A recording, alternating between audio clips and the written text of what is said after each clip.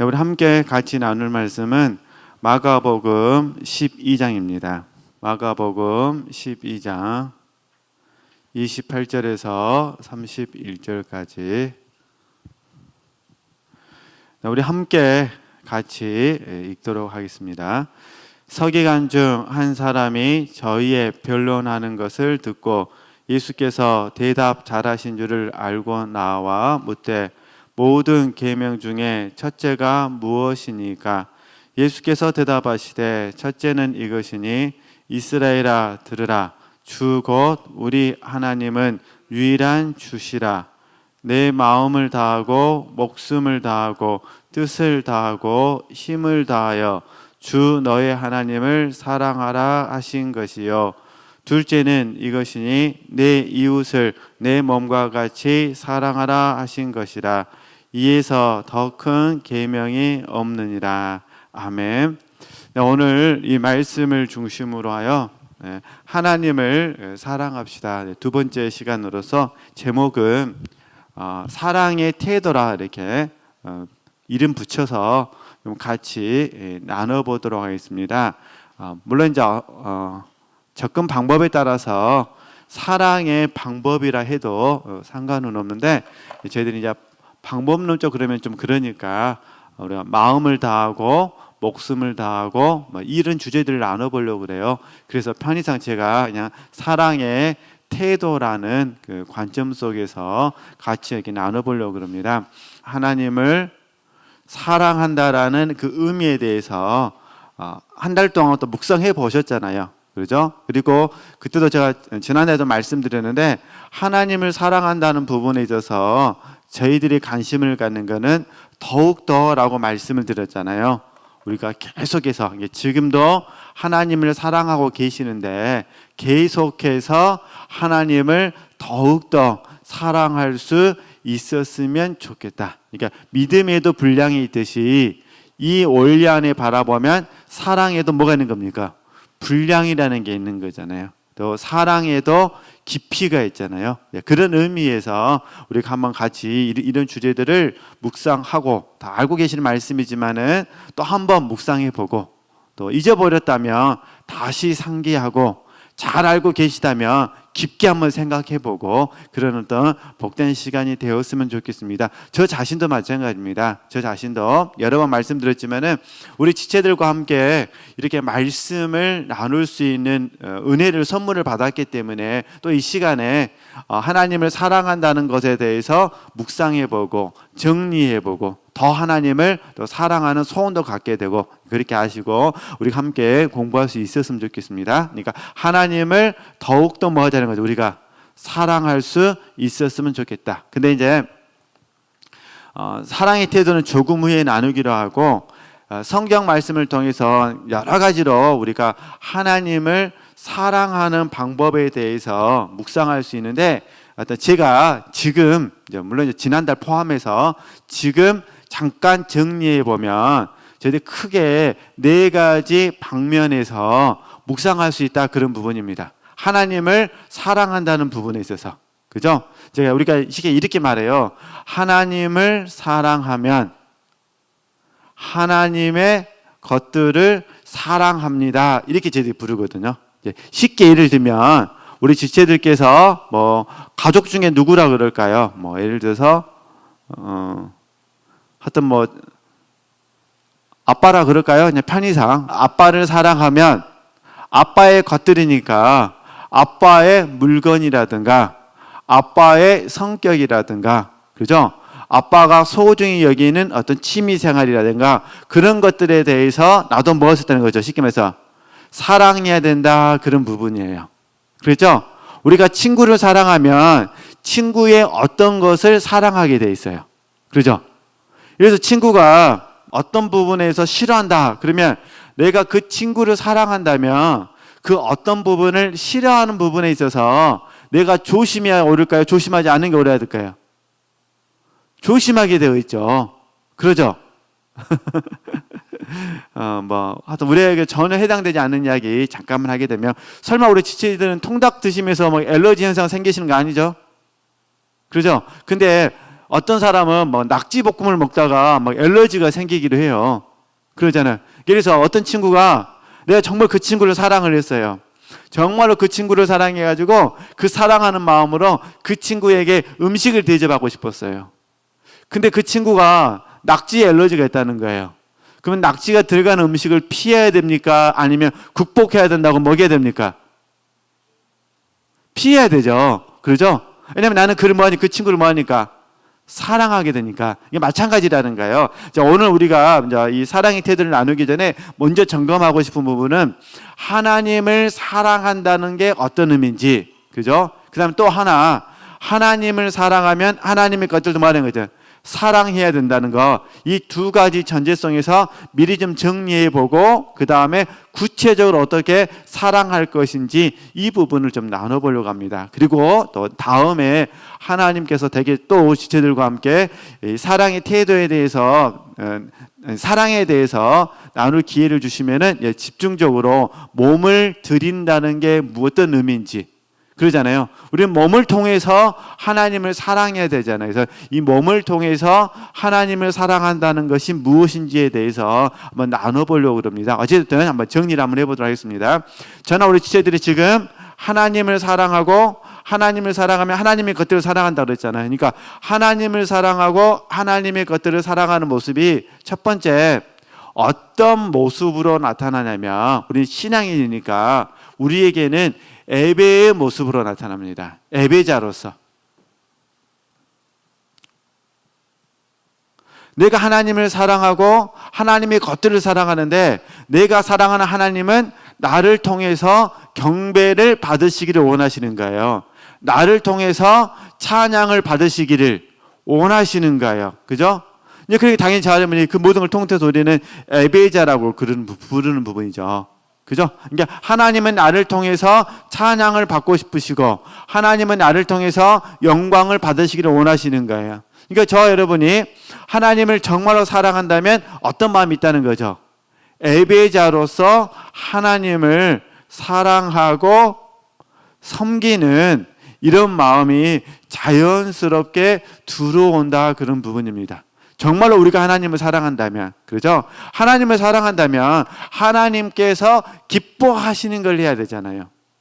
하나님을 사랑한다고 하면서 하나님이 싫어하시는 것, 하나님이 미워하시는 것 하면서 어떤 행동을 한다면 하나님 원하지 않으시잖아요. 그래서 우리가 약속을 하는 부분이에요. 정말로 저하고 우리 지체들이 하나님을 사랑하고 하나님의 것들을 사랑하기를 원하신다면 먼저 저와 여러분은 하나님 앞에 예배해야 돼요. 그죠? 신령과 진정으로 하나님께 예배를 드리는 예배자의 모습을 가질 수 있었으면 좋겠다, 그런 부분입니다. 그래서 우리 마음속에 하나님을 예배한다라는 생각만 해도 너무너무 좋았으면 좋겠어요. 지금 오늘 월요일입니다. 월요일. 그죠? 직장 생활로 인해서 목요 예배라든가 뭐 이런 다양한 우리 영성훈련 프로그램에 참여하지 못한 지체들 입장에서 봤을 때는 월요일 저녁이니까 다시 이제 교회 오시려면은 특별한 경우 아니면 주일날 오셔야 되잖아요. 그죠? 물론 수요 예배도 오실 수도 있고 금요 예배도 오실 수도 있습니다만, 그런 어떤 분들에게는 주일날 오셔야 되잖아요. 그러면 한 주간의 삶이 주일을 위해서 사는 거예요. 주일을 기다리게 되는 거죠. 내가 하나님께 드리는 짧은 시간이지만 그 시간에 정말로 하나님이 나를 통해서 찬양을 받으시기를 원하십니다. 하나님이 나를 통해서 경배를 받으시기를 원하십니다. 이게 이제 확장되어지면, 이제 이 부분이 확장되어지면은 베드로전서 2장 5절 말씀처럼 저와 여러분이 하나님이 거하시는 신령한 집이 되어지고 또 저희들이 거룩한 제사장이 되어서 주 안에서 하나님이 기뻐하시는 산 제사를 드리는 삶을 살게 됩니다. 이게 영적인 예배라는 거예요. 그러겠죠? 그러니까 공적인 예배, 삶의 예배, 이걸 구분해 본다면 공적인 예배도 중요하고 그 다음에 무엇도 중요하다는 거죠? 삶의 예배도 중요하다는 거예요. 이게 우리의 유일한 관심은 뭐냐면은 하나님이 저와 여러분을 바라보실 때 우리가 하나님의 기쁨이 되기를 원하는 마음, 무엇을 하든지 예수 그리스도의 이름으로 해야 되지만 또 한편으로는요, 무엇을 하든지 하나님께서 기뻐하시는 자가 되기 위해서 우리가 힘썼으면 좋겠다, 그런 부분입니다. 그죠? 저는 개인적으로 아직 그 죽음에 대해서 깊게 생각하지 않는 나이지만 저는 사도 바울의 가르침을 묵상하면서 기회 있을 때마다 제가 생각한 게 있어요. 고하든지 떠나든지 주를 기쁘시게 하는 자 되기를 힘쓴다 그러거든요. 사실 우리가 예배를 드리는 건 딱 궁극적인 이유 하나잖아요. 하나님의 기쁨이 되기 위해서 하시는 거잖아요. 그렇죠? 일단은 그렇게 아시고 예배를 드리실 때 하나님의 뭐가 됐으면 좋겠어요? 기쁨이 됐으면 좋겠습니다. 그리고 방법이 뭐냐? 신령과 진정입니다. 방법은 신령과 진정으로. 그래서 조금 후에 시간을 조절해 가면서 설명을 해드리려 할 테니까 신령과 진정은 조금 후에 공부를 하도록 하겠습니다. 네, 이렇게. 그럼 이제 두 번째, 저와 여러분이 하나님을 사랑한다는 것은 궁극적으로 어떤 모습으로 나타나느냐? 어떤 모습으로 나타나냐? 이 부분이 헌신입니다. 헌신. 그래서 이게 로마서 12장 1절에서 2절 말씀입니다. 헌신. 우리 몸을 하나님이 기뻐하시는 거룩한 산제사로 드리는 겁니다. 우리 몸을.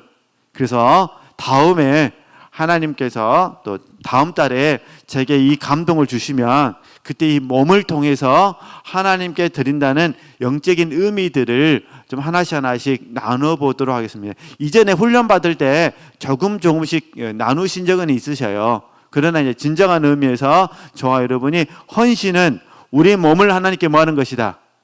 드리는 거라는 거예요. 내가 위대한 일을 하는 것이 아니라, 내가 큰 일을 하는 것이 아니라 내 몸을 하나님께 드리는 거예요. 그죠? 그러면 하나님께서 그 몸을 뭐 하시는 거죠? 사용하시는 거예요. 하나님의 뜻대로. 그죠? 하나님께서 저와 여러분을 당신의 뜻대로 사용하시는 것이 헌신이죠. 그래서 우리가 헌신을 기회라고 부르는 거예요. 하나님이 내게 당신의 뜻대로 내 몸을 사용하도록 하나님 은총을 주셨으니까 그건 내게 상을 받을 수 있는 기회가 되는 거죠. 그래서 얼마나 감사한지. 그러잖아요. 어쨌든 그렇게 하시고 하여튼 또 기도해 주시면은 다음 달에 하나님 감동 주시면 이 주제를 좀 같이 나눠보도록 하겠습니다. 그리고 이제 세 번째, 하나님을 사랑하게 되면 하나님의 것들을 사랑한다 그랬잖아요. 그래서 여기에 오늘 말씀에도 나왔잖아요. 이웃사랑이 나오는 거예요. 이웃사랑. 그죠? 또 다른 말씀에서는 형제사랑으로 나와요. 그러니까 마태복음이나 마가복음은 하나님 사랑, 이웃사랑으로 나와요. 그리고 요한일서에서는 하나님 사랑, 형제사랑으로 나와요. 그죠? 어차피 우리는 주 안에서 형제이시잖아요. 그죠? 그러니까 어쨌든 우리가 하나님을 사랑하면 하나님의 것들을 사랑합니다. 그 하나님의 것들 안에 무엇이 있는 거예요? 이웃이 있고 뭐가 있는 거죠? 형제가 있는 거예요. 그죠? 그래서 이걸 통틀어서 뭐라 부르냐? 계명이라 불러요. 통틀어서. 그죠? 그래서 예수님께서 요한복음 13장에서 새 계명을 너희에게 준다라고 말씀하시는 거예요. 그게 뭐냐? 서로 사랑하라는 거예요. 그래서 우리 기독교가 더욱더 사랑하기를 힘쓰는 거죠. 왜냐하면 주님께 새로운 계명을 받았으니까. 그렇죠? 봐보세요. 그러니까 하나님을 사랑하면 하나님의 것들을 사랑합니다. 하나님의 것들 안에 이웃사랑, 형제사랑, 계명을 사랑하는 것이 다 포함이 되는 거예요. 그렇겠죠? 어쨌든 또 다음에 또 기회 주시면 또 같이 나누기로 하고, 그다음에 이제 네 번째가 내 몸을 사랑하는 것처럼 다른 사람을 사랑하라 그랬잖아요. 이거는 이제 자기 사랑이에요. 자기 사랑. 근데 여기서 말하는 자기 사랑은 우리 좀 언어니까 약속을 하는 겁니다. 이기적인 사랑이 아닙니다. 이해되시겠죠? 이기적인 사랑이 아니라 또 우리가 보통 자기 중심적이라 그러잖아요. 자기 중심적 사랑이 아니라 주 안에서 나를 사랑하는 거예요. 그러니까 주 안에 있는 누굴 사랑한다고요? 나를 사랑하는 거예요. 그죠? 그리고 이 에베소서 4장 15절 16절 말씀에 보면 이런 말씀이 있어요. 사랑 안에서 스스로를 세운다는 말씀이 있어요. 그러면 이게 에베소서 4장 15절 16절 말씀으로 연결해서 묵상해 보면 우리는 지금 하나님을 사랑하고 하나님의 사랑 안에서 우리가 서로 연락하고 상합하는 거예요. 우리는 서로 연락하고 상합해서 뭘 하느냐? 그리스도의 몸을 세우는 거예요. 그리고 그 그리스도의 몸을 세우는 과정 속에서 우리 자신들이 스스로 세워지는 거예요. 그렇죠? 그러니까 이웃사랑이든 형제사랑이든 자기사랑이든 주 안에서 사랑하게 되어지면은 공통의 특징이 있어요. 그 특징이 뭐냐? 성장을 도모한다는 거예요. 사랑 안에서 스스로를 세운다. 그래서 이 부분이 성장이 나오는 거예요. 그래서 사랑의 목적과 연결이 됩니다.